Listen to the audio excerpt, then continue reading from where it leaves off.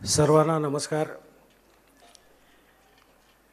तुम्हाला माहितीच आहे, गेली 40 वर्ष मी पाठ केलेले संवाद बोलतो आहे. आज प्रथमच असं उत्स्फूर्त बोलायची वेळ आलेली आहे. आणि अजित भुरे आमचे जे आहेत त्याने अतिशय चतुरपणे माझ्यावर सगळं ढकललेलं आहे, काय केलं आणि काय नाही, काय करायचं आहे. पण खरं सांगू का, आम्ही खूप भाग्यवान आहोत. कारण आमच्या मागे ना 5 मोठी माणसं आहेत. एक म्हणजे माननीय मुख्यमंत्री, दोन्ही उपमुख्यमंत्री, 3 आमचे सांस्कृतिक मंत्री. तुम्हाला खोटं वाटेल, पहाटे 4:30 वाजता उठून, म्हणजे उशीर झाला हे मान्य आहे, पण ते त्यांच्या हातात पण नव्हतं. कारण ते जर विमान चालवत आले असते तर आम्ही लवकर पोचलो असतो. पण त्याचं विमानच लेट झालं. मग पुढे एकदा लेट झालं की गाडी लेटच होते. म्हणजे वेळेत किंवा त्या योग्य वयात लग्न झालं तर योग्य असतं, नाही तर उशीर झाला तर गडबड होते. तसं झालेलं आहे ते. विमान वेळेत आलं नाही, मग पुढे सगळाच उशीर झाला. पण 4:30 वाजल्यापासून ते जागे आहेत. म्हणजे मी त्यांच्या बाजूला बसलो होतो, त्याने डुलकी मारली आणि नंतर ते म्हणाले, असे 15-15 मिनटाची डुलकी मिळाली ना प्रशांत, की मी साधारण 24 तास काम करू शकतो. पण असे आमचे सांस्कृतिक मंत्री मुनगंटीवार साहेब आणि महत्त्वाचे आमचे जे ट्रस्टी आहेत ते म्हणजे उदयजी सामंत, आणि आमचे आहेत अध्यक्ष शरदचंद्रजी पवार, आणि बाकी सर्व आमचे ट्रस्टी. हे सगळे नाटक वेडे आहेत. बाकी त्यांचं राजकारण वगैरे जाऊ दे, आमच्यापर्यंत त्याचं काही पोच नाही, म्हणजे आमच्यापर्यंत ते पोचत नाही. पण हे सर्व महत्त्वाचं आहे, ते नाट्यरसिक आहेत. त्यामुळे आम्हाला काय हवं आहे आणि आम्हाला काय नको आहे हे त्यांना बरोबर माहिती आहे. सांस्कृतिक मंत्री महोदयांनी नुकतंच काही दिवसांपूर्वी जाहीर केलं की नवीन नाट्यगृह बांधणार आहेत. तर आम्ही सर्व इथे जेवढे रंगकर्मी आहेत आणि रसिक प्रेक्षक आहेत त्या सगळ्यांना आनंदही झालेला आहे. पण एक रंगकर्मी म्हणून, अध्यक्ष म्हणून नाही, एक रंगकर्मी म्हणून मला सांगावंसं वाटतं की गेल्या 40 वर्षात इतक्या पद्धतीचे नाट्यगृह बघितलेली आहेत, इतकी विविध नाट्यगृह बघितलेली आहेत. काही नाट्यगृह उत्तम पद्धतीने बांधली गेली, मग त्याचा मेंटेनन्स नाही झाला. तर मला असं वाटतं की तुम्ही बांधा, त्याबरोबर तुम्ही म्हणाल ते काम करायला परिषद म्हणून तयार आहे किंवा वैयक्तिक मी. पण ते मेंटेनन्स कसा करायचा ही फार महत्त्वाची गोष्ट आहे. लग्न करणं सोपं आहे, निभावणं अवघड आहे, त्याला धर्तीवर आहे. त्यामुळे सांस्कृतिक संचालनाची सगळी यंत्रणा जी आहे ना ती अतिशय सक्षमपणे काम करते. मी अध्यक्ष होऊन 4-5च महिने झालेले आहेत, पण गेली 2 वर्ष त्यांच्याबरोबर मी काम करतो आहे. त्यांची इच्छा उत्तम आहे. काही वेळा अडचण होते, पण इच्छा आहे तिथे मार्ग आहे. त्यामुळे 100वे नाट्यसंमेलन हे जोरदार होण्यामागे आमची पूर्ण 60 जणांची जी टीम आहे सर, ही अतिशय मनापासून काम करते आहे. आणि कमी जास्त काहीतरी होईल त्याबद्दल काही दुमत नाही आहे. कारण आम्ही काही वरून पडलेलो नाही आहोत, माणसंच आहोत. चुका होत राहणार, चुका सुधारायची जबाबदारी पण आमचीच आहे, चुका मान्य करण्याची जबाबदारी पण आमचीच आहे. नाटक कसं असावं, नाटक कसं नसावं हा एक वेगळा विषय आहे, मोठा विषय आहे तो.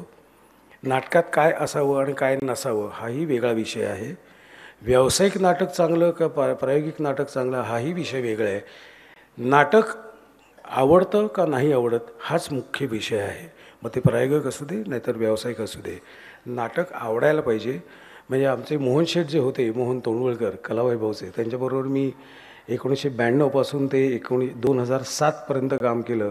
गेला माधव कुडीकडे त्यांचं एकच वाक्य होतं, नाटक म्हटलं की त्यात नाट्य हवं. इतकं सोपं त्यांची व्याख्या होती. आणि मी नाटकवाला असल्यामुळे मला नाट्य लागतं.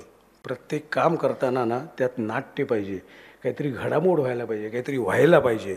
असं दरवेळी, म्हणजे आता मी आणि अजित आणि लोटके साहेब, आमची सगळी जी गँग आहे ना, सगळी गँग आम्ही नाही म्हटलं तरी या नाट्यसंमेलनाच्या निमित्ताने 14-14, 16-16 तास आम्ही काम करतो. विविध प्रकारची कामं. म्हणजे मला पण पहिल्यांदाच कळलं की एवढं काम असतं. एखादं लग्न परवडलं. इतकी कामं या संमेलनाच्या निमित्ताने करायला मिळत आहेत. नवीन नवीन गोष्टी समजत आहेत, शिकायला मिळत आहेत. चुकतो आहे, परत आम्ही दुरुस्त करतो आहे. पण ह्या निमित्ताने एक मोठं 100वे संमेलन अखिल भारतीय नाट्य परिषदेची या निमित्ताने आम्हाला करायला मिळतं आहे. आणि नाट्यसंमेलन मला असं वाटतं की आपल्याकडे कसं दिवाळी असते, गुढीपाडवा असतो, दसरा असतं, तसं नाट्यसंमेलन आहे. नाहीतरी आम्ही नाटकातली मंडळी कधीच एकत्र येऊ शकत नाही का डॉक्टर? नाटकातली मंडळी कधी एकत्र येऊ शकत नाही याचं कारण असं आहे, कारण आज रंगभूमीवर नाही म्हटलं तरी 50 नाटकं आहेत आणि 50 नाटकांचे विविध ठिकाणी विविध वेळी प्रयोग चाललेले असतात. त्यामुळे एका वेळी हे सगळे कलाकार एका वेळी एकत्र येणं ह्याच्यासाठी नाट्यसंमेलन उपयोगी पडतं. एकमेकांचे विचार आदान प्रदान होतात, भांडणं होतात, चर्चा होतात. भांडणं म्हणजे तशी भांडणं नाही, पण तापलेली भांडणं. प्रत्येकाचे विचार मांडण्याची पद्धत वेगळी असते, आवाज वेगळा असतो, सूर वेगळा असतो, काहीचा तार स्वर असतो. म्हणजे एक ॲक्टर म्हणून मला ते माहिती आहे की कुठल्या सुरात कोणाशी कसं बोलायचं. पण काही वेळा हे सगळं व्हायला पाहिजे तर एक नवीन विचार काहीतरी डोळ्यासमोर येऊ शकतो आणि हे होण्यासाठी सगळ्यांनी एकत्र येणं गरजेचं आहे आणि एकत्र येण्यासाठी हे नाट्यसंमेलन गरजेचं आहे. मग भले ते 100वा असो नाही तर 101 असो, एकत्र येणं ही सगळ्यात महत्त्वाची गोष्ट आहे. आणि नाट्य कलाकार आमची नाटकाची लोकं किती आहेत सर? जास्तीत जास्त 600, 700, 800 एवढेच आहेत. त्यामुळे त्या 700 लोकांनी एकत्र येणं, आपापल्यातले गैरसमज भांडणं ते होत राहणार. म्हणजे ते फक्त मराठी लोकांमध्ये होतं असं नाही, सगळ्या गुजराती लोकांमध्ये पण होतं, जैन लोकांमध्ये पण होतं. पण आपण ज्या जास्त एक्सप्रेसिव्ह असतो, हे म्हटलं हे असं होतं लगेच, तो एक वेगळा त्याला ओरा आहे मराठी मनाचा. पण ह्या सगळ्यांनी जे 600-700 लोक आहेत विविध प्रकारचे रंगमंचाला म्हणजे परफॉर्मिंग आर्टला जोडलेले, हे एकत्र येणं गरजेचं आहे. प्रत्येकाच्या वेगवेगळ्या समस्या असतात, प्रत्येकाच्याकडे वेगवेगळे उपाय असतात, हे सगळे एकत्र येणं गरजेचं आहे. आणि मला असं वाटतं गेल्या पुढच्या 5 वर्षात परिषदेला काय करायचं आहे? परिषदेला महत्त्वाच्या 2-3 गोष्टी करायच्या आहेत. सुधीर भाऊ, संपूर्ण महाराष्ट्रातून मुंबईमध्ये स्ट्रगल करायला मुलं येतात, स्ट्रगल करायला. म्हणजे अगदी माझा मित्र चंद्रकांत कुलकर्णी, संदीप पाठक हे सुद्धा मराठवाडा आणि नागपूर इथून आलेले आहेत. आणि इथे आल्यानंतर या मुलांची पहिली गरज असते ती राहण्याची.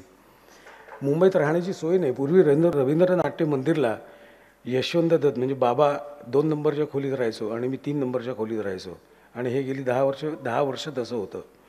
ते रवींद्र नाट्य मंदिर पाडल्यापासून आम्हा कलाकारांची म्हणजे बाहेर घेऊन येणाऱ्या कलाकारांची तिथे राहण्याची सोय नाही आहे. तर किमान इथे आल्यानंतर म्हणजे मुंबईत आल्यानंतर स्ट्रगल करताना 5,000 रुपये किमान त्यांना लागतात, ते सुद्धा एकत्र म्हणजे 2 शेअरिंगमध्ये. तर किमान 6 महिने राहण्याची तरी त्यांची सोय व्हावी. आणि 6 महिन्यानं तुम्ही 6 महिने रोज स्ट्रगल करा. नाट्य परिषद त्यांना मार्ग दाखवेल की कोणाला भेटायचं, कसं भेटायचं, तुम्हाला काय येतं आहे, तुम्हाला काय येत नाही आहे. हे 6 महिने रोज स्ट्रगल करा आणि 6 महिन्यानंतर आम्ही बाय बाय करू तुम्हाला. मग पुढचा मुलगा तिथं राहिलेल किंवा मुलगी राहिलेल. ह्या पद्धतीचं काहीतरी होणं गरजेचं आहे. निर्मात्यांची अडचण सांगायची झाली तर भाडं, नाट्यगृहाचं भाडं. त्या नाट्यगृहाचं भाडं पटकन कमी करण्याचे एक पटकन उपाय आहे, तो म्हणजे सोलर सिस्टीम बसवणे. तर सोलर सिस्टीम आत्ता ज्या चालू आहेत, नाट्यगृहाची चालू आहेत त्याच्यावरही घ्याव्यात आणि नवीन जी आपण मनात आहे त्याच्यावरही घ्याव्यात. आणि बाकी काय तुम्ही देतच असता, आम्ही घेतच असतो. केवढी मदत केली आहे या नाट्यसंमेलनांना, या महाराष्ट्र शासनाने प्रचंड प्रमाणावर मदत केलेली आहे. नाट्यसंकुलला मदत केलेली आहे. म्हणजे मगाशी आपण जे म्हणाल राजश्रय हा जो आहे भाग, हा अतिशय महत्त्वाचा आहे. हा राजश्रय मिळाल्यानंतर कलाकार म्हणून आपली काहीतरी जबाबदारी आहे, ती आपणही नीट पार पाडायला पाहिजे. माझ्या वडिलांनी मला जेव्हा 100 रुपये दिले तेव्हा त्यांनी मला सांगितलं की हे 100 रुपये तुझे आहेत, तुला दिलेले आहेत, पण ते वापरायचे कसं हे तुला माहिती असायला पाहिजेत.